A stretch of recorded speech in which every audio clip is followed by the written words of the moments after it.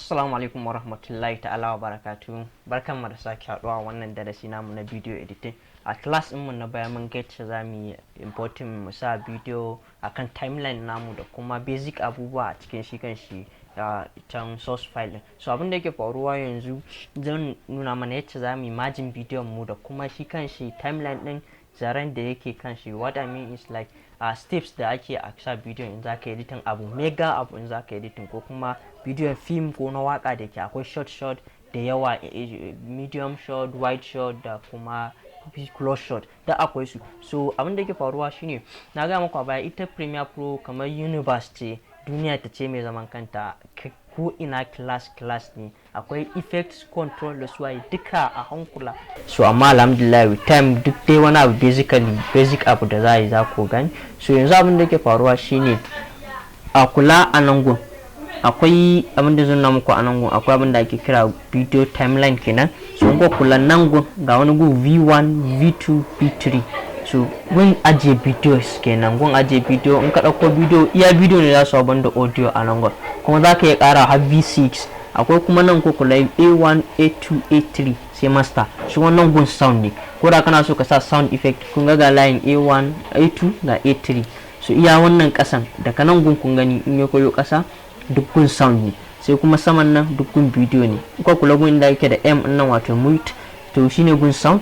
so idan kana da videos da yawa zaka yi daddora wani akai, kamar ana a film dawogan ana yi an nuna mutum suna hira, akwai hiran mutum ana so a nuna ɗayan yana jin hiran, to za ku ga irin gun na ki daddora su duka ayi. so yanzu misali mai magana ce let's go for merging our videos gabaki daya. so mun dauko video mun kawo shi timeline mun sa, so yanzu muna so mu dauko wani mu ƙara adin. so abin da ke faruwa idan za mu ƙara adin wani shine zamu zo mu duba a cikin project din wanne muke so mu adin, sai mu zo wannan project din sai mu double click sai kawo na. so like muna so mu ga da kai na zamu bari mu play. so sunana sai kada. so misali in muka duba sai mu ga da kanan muke son video mu sai mu mark in, sai mu ƙara daukowa sai mu mark out. misali in muka yi mark out sai mu zo kun ga akwai gun da ake dragging din, sai mu zo mu dragging video mu with sound din mu. so kun ga na fara muku in muka zo so zamu margin din sa haka haɗe shi ya zo. idan koda kana tsoron margin din bai zai daidai ba ka yi ajiye shi ko da kai ina ne haka gaji sai ka zo gun space din nan sai kai right click, akwai mun da sa refill delete, ana danna refill delete gashi ya haɗe maka shi gaba ki daya. so idan ka zo ga wani jan abu anan yana nufin sai ka yi rendering din bidiyon ya bude ma smoothly kana aiki. to yanzu akwai wani abu da yake so hula, ku duba ku ga bidiyon kun ga bai full ba. in muka zo wannan in muka dawo face bidiyon da muka dauko za ku ga a nan gun kun ga ya cika screen min gaba ki da, to amma a nan gun bai cika shi ba. kun ga ko da ka dauko ni bidiyon ka ga bai cika shi ba, screen bai cika screen min ka ba kun gani haka. sai ka zo kan bidiyon inda farin ya fito sai kai right click, in ka danna right click zaka jira akwai gun da zai kawo ma akwai scale to frame size, sai ka clicking kana danna za ku ga kun ga yanzu ya haɗe da kansa ya haɗe su komai.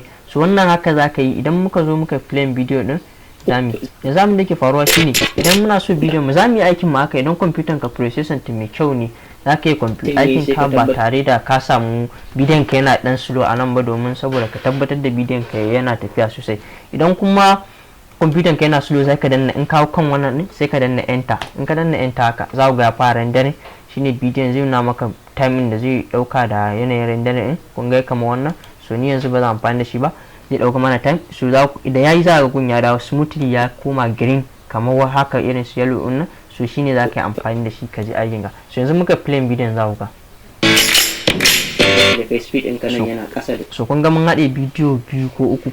inda a ce muna tafiya sai muka gano cewa za mu ƙara yanke wani gun, kun ga ba sai mun dawo nan gun cikin source mu ba, a nan za mu iya yankewa. misali ina so in cotton wani gun imagine, so sai in dauko sai yanzu kan din timeline sai yanzu in clicking ga toolbars na shi kan shi wannan akwai razor tool, akwai waye, akwai text na rubutu, akwai masking tool da fan tool.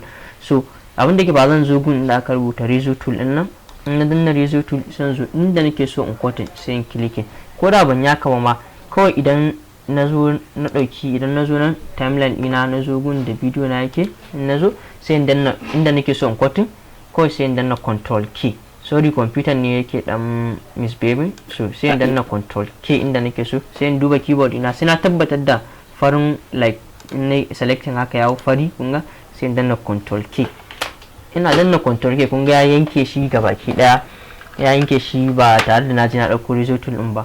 So inda yanke shi inda nake bukata zan iya zuwa in danna nan sai in delete wannan. So kunga bidiyon ya ƙara raguwa ba mun sha wala ni ba. So sai a ce muna so mu dauko wani shi ma mu dauki wani bidiyon. So duk da dai bidiyon guda biyu ne wannan, ba wasu videos bane, amma gradually a class in zan rika saka, za mu rika yin tutorials akan videos in yace za mu yi ta categorization na yace ma editing din shi, editing na kowane. So after mun yi wannan, so abu na gaba shine za mu ga a class din za mu ga yace za mu sa kamar logo, yace za mu sa animation, da yace za mu ga effect control. So anan dai za mu tsaya wannan bidiyon, sai kuma bidiyo na gaba kuma ta sunana Sadiq Abdullahi from Northern InfoTech, ka kuma ta language Sadiq program. So nagode.